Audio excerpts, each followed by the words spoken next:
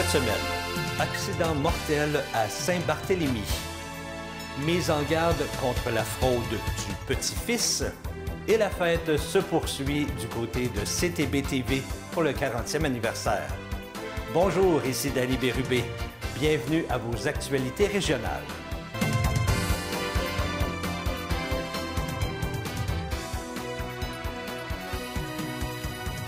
Bonjour à vous. J'espère que vous passez une agréable semaine du 10 juillet 2023. Vendredi dernier, un homme est décédé suite à une perte de contrôle de son véhicule sur la rue York à Saint-Barthélemy. Le conducteur aurait percuté un poteau d'Hydro-Québec avant de terminer sa course en plein centre de la route.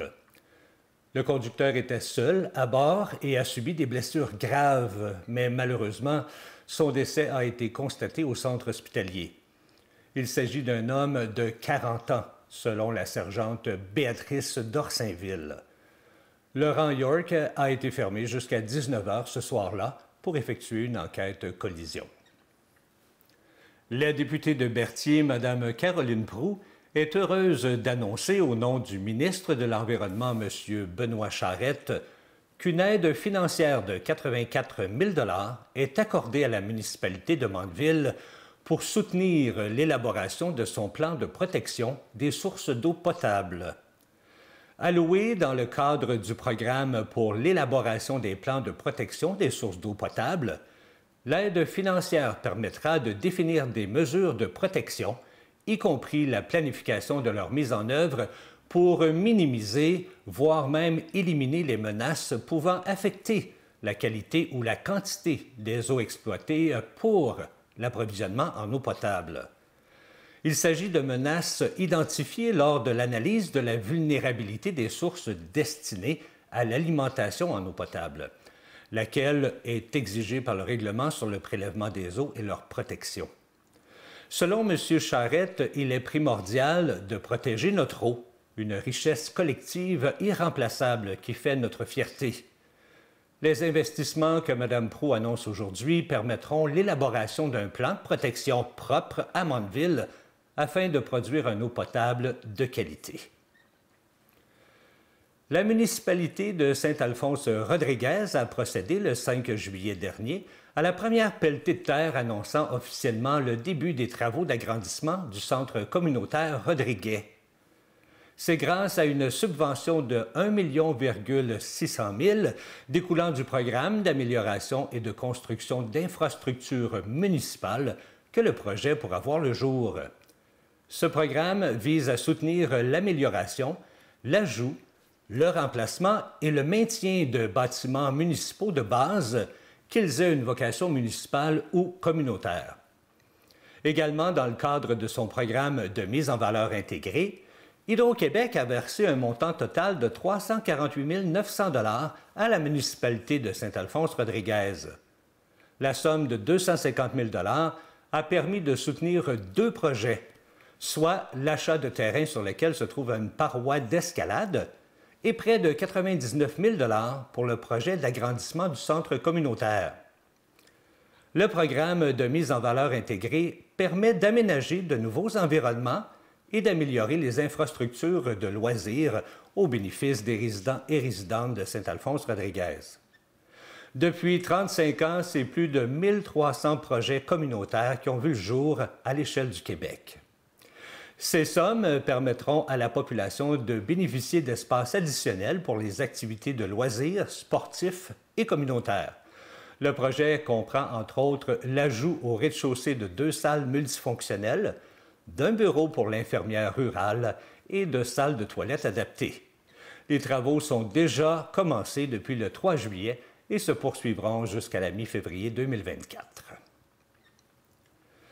Même si cette information s'adresse aux gens de Terrebonne, Sainte-Anne-des-Plaines et Bois-des-Filions, nous tenions quand même à vous informer que des fraudeurs ciblant des personnes âgées sont actifs dans la région de Lanaudière. L'arnaque est connue sous le nom de fraude du petit-fils ou encore fraude des grands-parents.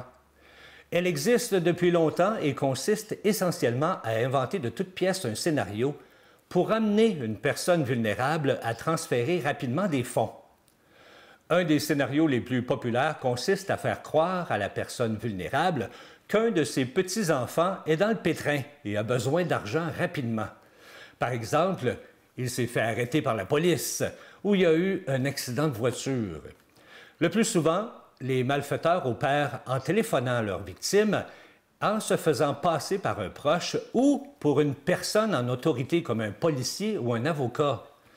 Les fraudeurs font pression pour obtenir ce qui est demandé.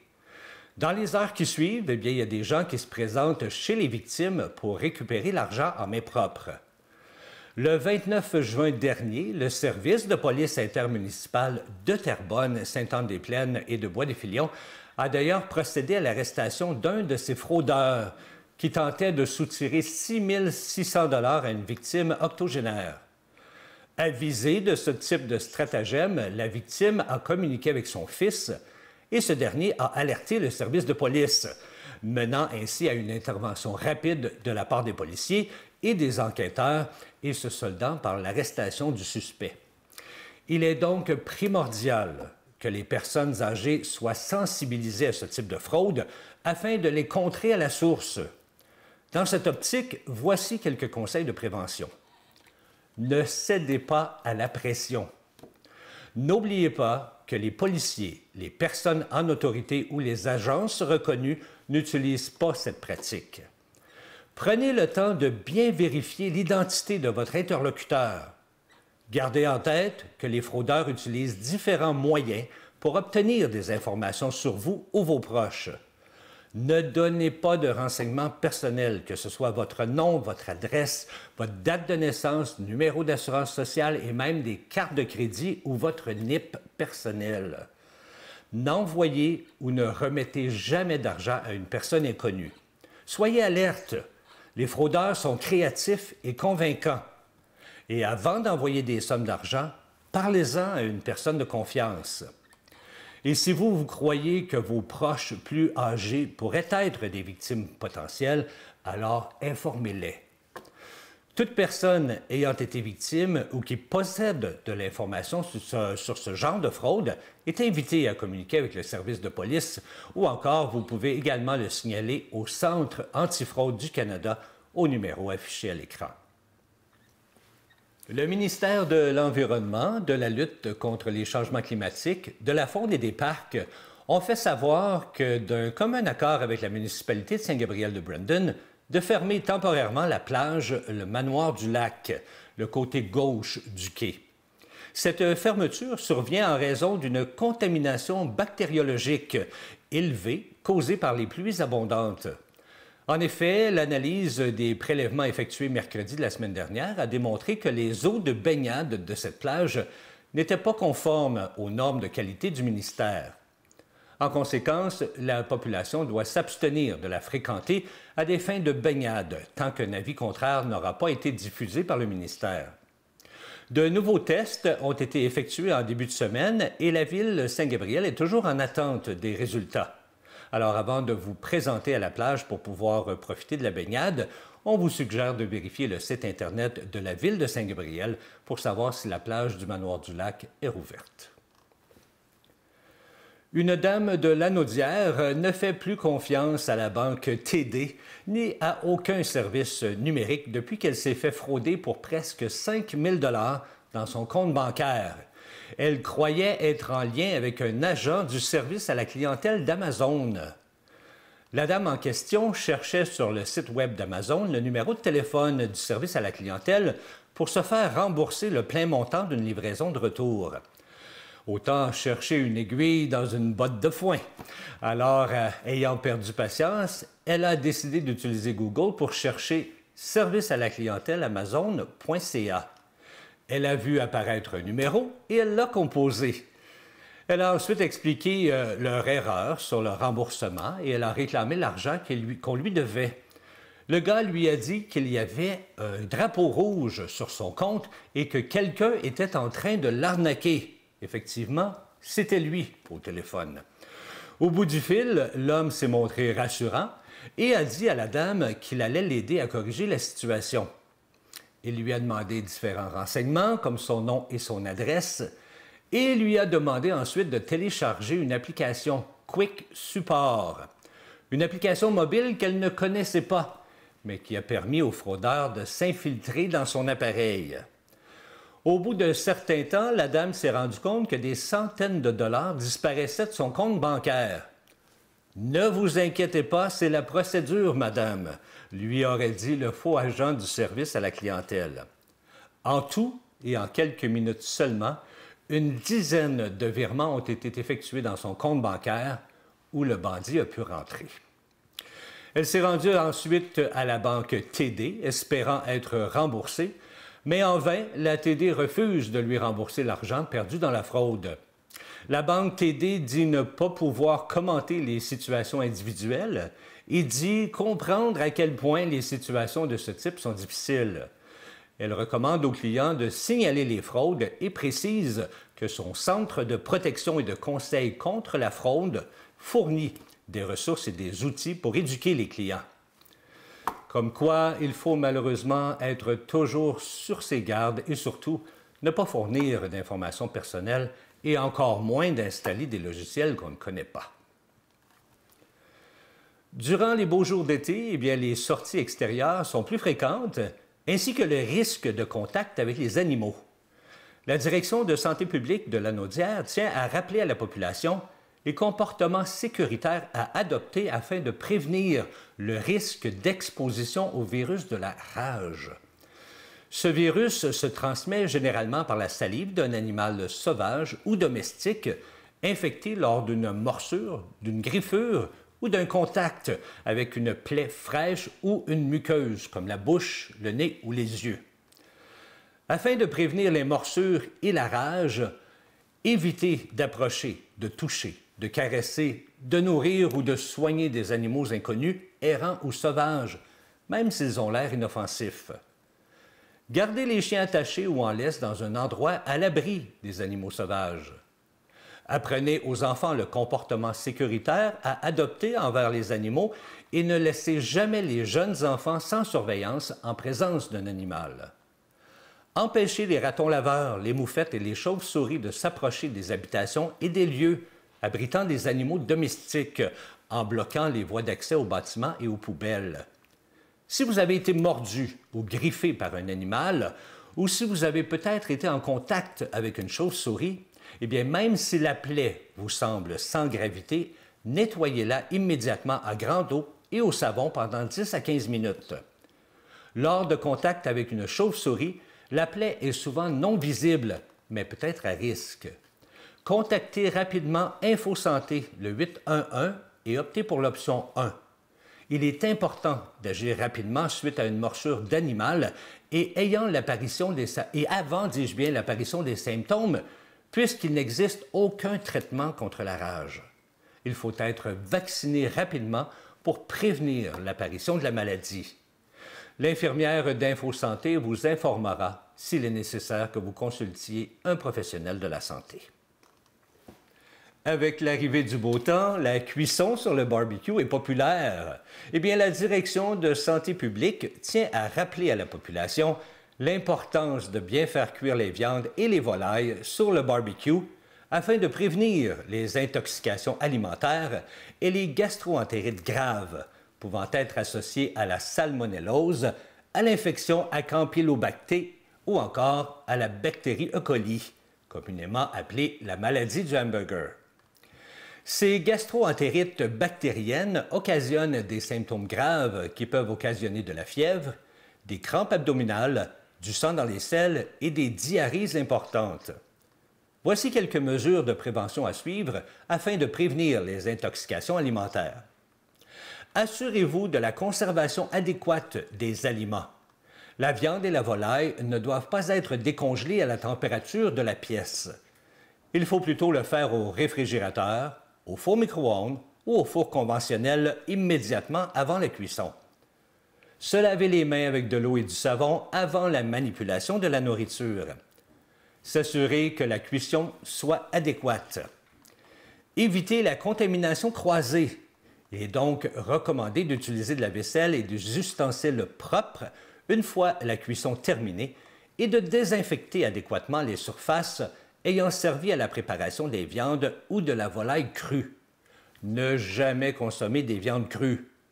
Et pour ce qui est des aliments non consommés, vous devez les placer à demi-couvert sans tarder dans le réfrigérateur. Lorsque les aliments sont bien refroidis, couvrez hermétiquement les contenants.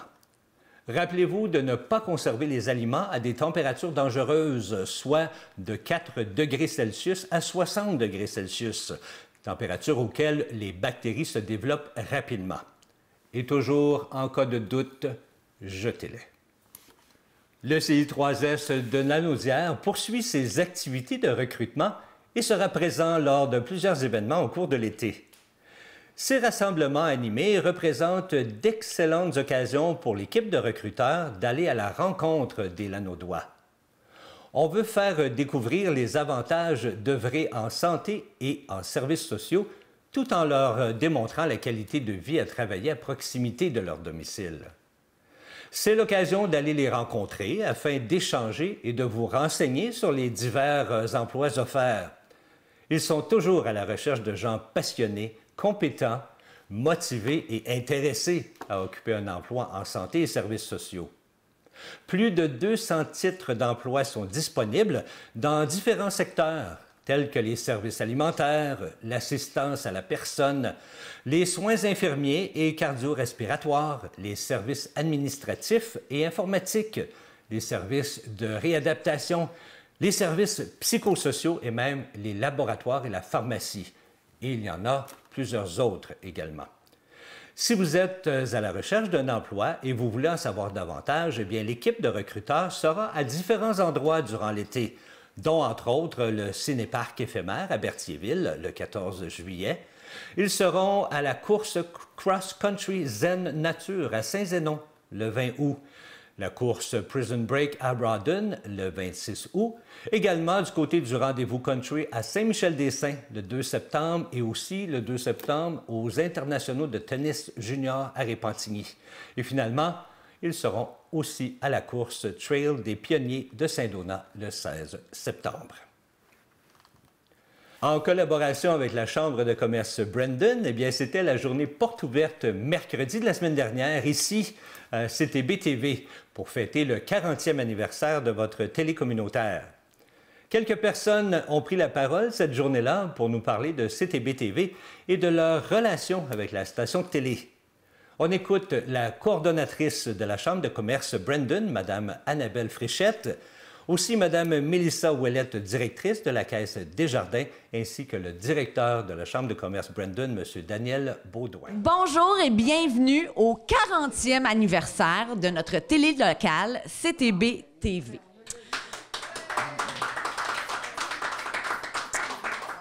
Il y a 40 ans exactement, je passais à la télé pour la première fois. J'avais 10 ans.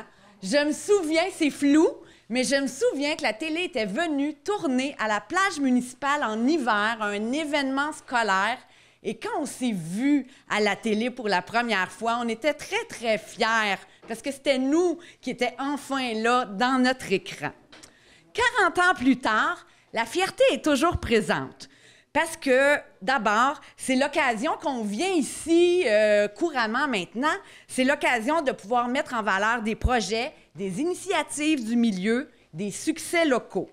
C'est la fierté aussi de collaborer avec un média local qui représente notre communauté. C'est la fierté de le faire en promouvant notre culture en français. Et même si je me suis déjà entendu dire « ça l'a fait et que j'ai eu honte pendant 3 jours. » Merci à l'équipe, à toute l'équipe qui est nombreuse, qui vous êtes nombreux ici ce soir, de vous investir dans Brandon de façon si professionnelle et assidue et de si bien faire la promotion de notre milieu et de notre communauté. Longue vie à CTB-TV, notre télé locale.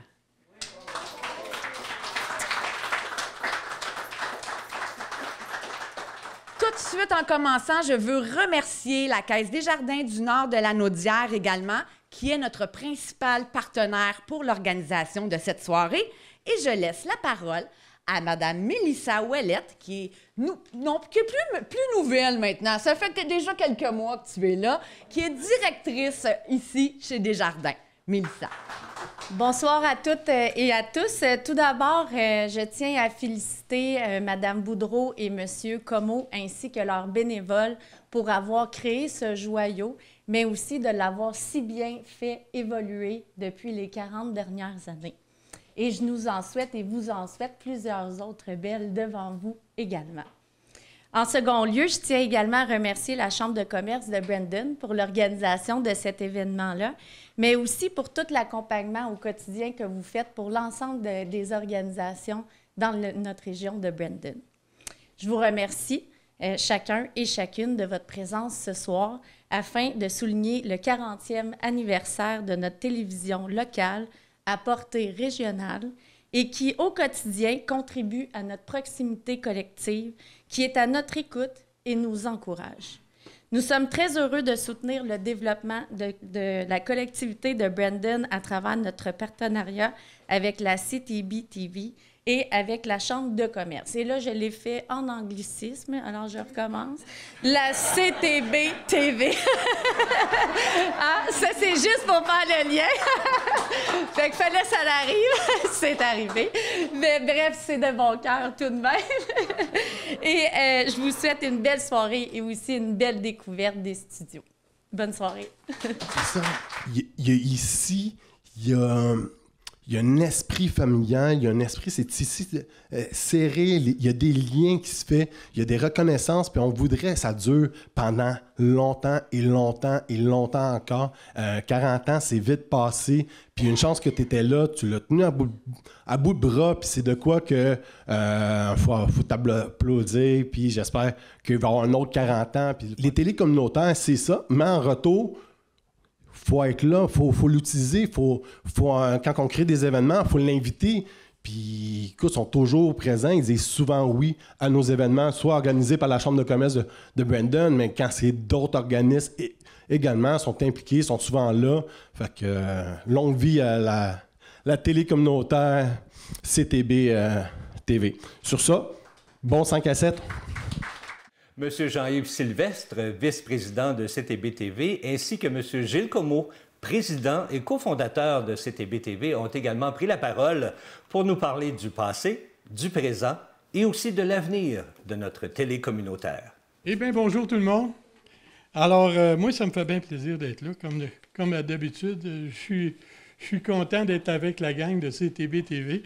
Alors, d'abord, je veux dire un gros merci à toutes vous autres d'être là aujourd'hui, parce que vous avez bien répondu à l'invitation d'Annabelle et naturellement de notre président de la Chambre de commerce, Daniel Baudouin. Alors, un gros merci à toutes vous autres d'avoir été là aujourd'hui, d'avoir répondu.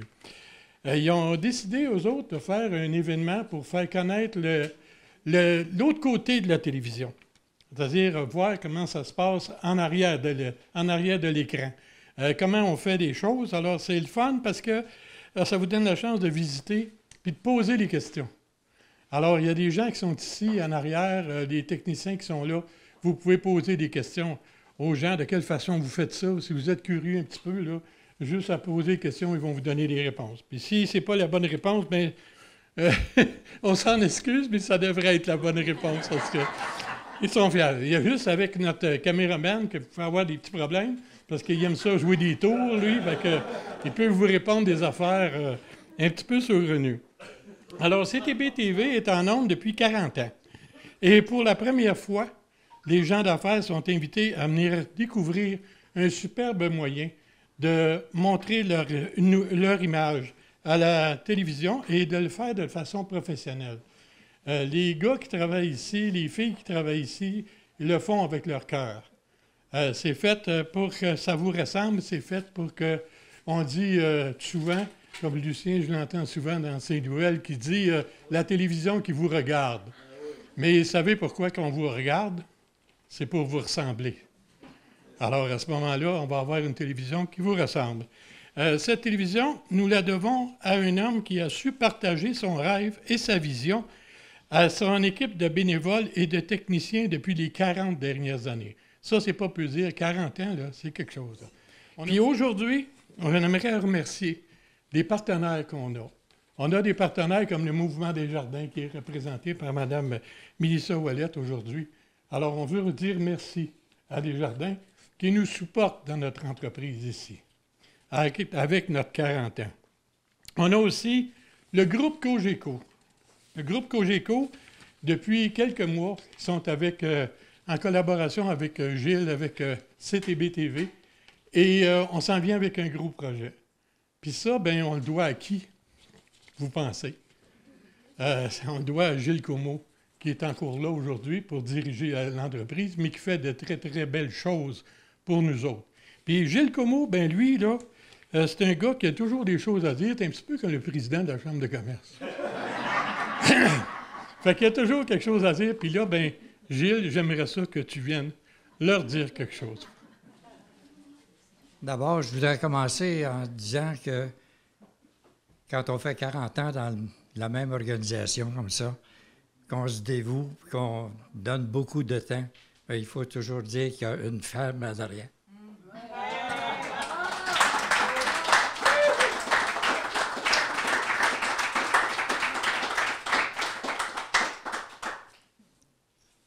Alors moi, pour commencer, je voudrais dire merci à tous de votre présence. Aujourd'hui, c'est le plus beau merci que vous pouvez faire à nos employés, à tous nos bénévoles actuels et à tous les bénévoles qui les ont précédés depuis 1983. La télé communautaire est le reflet de la communauté.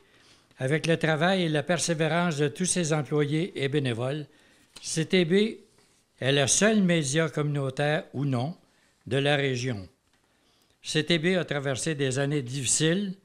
CTB est une OBNL qui appartient à la communauté, qui est en bonne santé financière, bien équipée et avec un édifice rénové. J'aimerais ouvrir une petite parenthèse, commencer. C'est le rayonnement de CTB dans notre région. Nos nouvelles émissions, la nécrologie, actualité régionale, qu'on doit à des bénévoles qui sont avec vous aujourd'hui, rayonnement culturel et autres, qui s'ajoutent aux émissions d'actualité avec les députés, les maires et au point-virgule. Et j'ai un exemple ici avec le pharmacien, les émissions qu'on a fait avec le pharmacien, alors qui sont tellement intéressantes et suivies. Alors, on a entre 200 et 300 artistes qui sont venus enregistrer l'émission Chacun son refrain depuis le début. Ces émissions-là sont écoutées dans tout le Québec et même à l'extérieur. L'année dernière, 3 artistes qui ont passé à la voix qui étaient venus à Chacun son refrain dans mon émission. Alors, ça prouve qu'on découvre les artistes des fois avant TVA.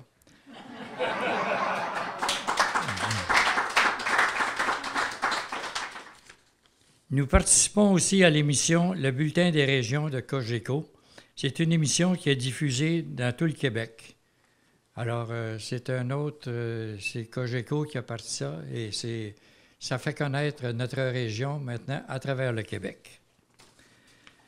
Et enfin, pour tous ceux qui sont présents ici ce soir, nous espérons que cette rencontre sera profitable pour vous comme pour nous. Peu de municipalités peuvent se vanter d'avoir une télé communautaire, alors profitez-en. 40 ans, ça se fête. Et CTB-TV, la télévision qui vous regarde depuis 40 ans.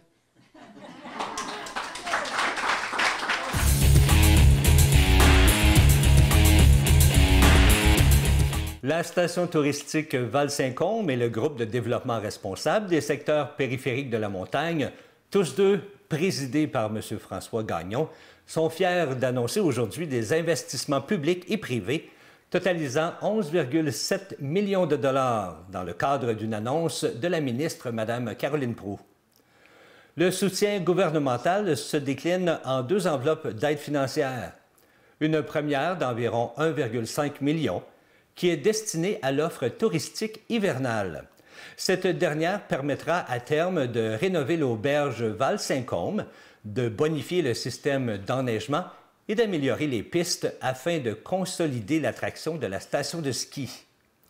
La seconde enveloppe vise, quant à elle, à créer un important réseau des sentiers pour le vélo de montagne, ainsi que l'amélioration de l'offre d'hébergement de villégiature en montagne et aussi des services connexes permettant ainsi de bonifier l'offre estivale et de faire de Val-Saint-Côme une destination de prédilection 4 saisons. Les entreprises investiront quant à elles 50 % de l'enveloppe totale.